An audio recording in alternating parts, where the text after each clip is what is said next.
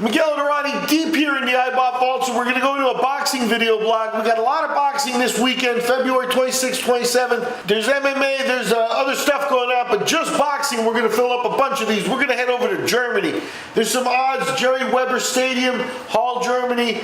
Cruiserweight world title, the IBO, it's a minor title, but high-level guys. Ola Afolabi is taking out Marco Huck. Afolabi coming off a big win over Rakhim Chakayev in Russia last November. Huck coming off a Fighter of the Year candidate last year with Krzysztof Nowacki and taking a loss, going back home for some home cooking there. We'll see how that one pops up here. When we look at the sport books, what the odds have is Huck a minus 245 favorite with Afolabi paying at plus 205. The over-under set at 9.5 with the over minus 440 and the under plus 350. So no knockout expected there. We'll see there. In support of that fight, this one's really interesting because you don't get a lot of women's action at the sport books, and what we're talking about is the very highest level of women's action that you got going here.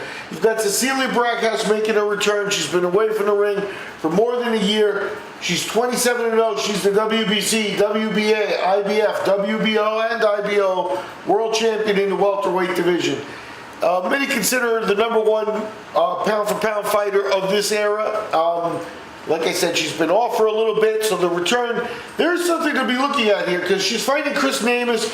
Namus is 21-3, a talented and experienced fighter fighting out of Uruguay, and we'll see if she's got anything for Braekhus, and if Braekhus is rusty coming off of the long layoff. At the sport books, what they're doing here is they've got Braekhus, a huge minus 5,500 favorite. Namus paying back at plus 2,200. Maybe make it interesting. Put some money on Namus and roll the dice. Braekhus, though, is the real deal. Women's boxing is exploding this year, and she might be the poster girl, let's say poster girl, of the sport.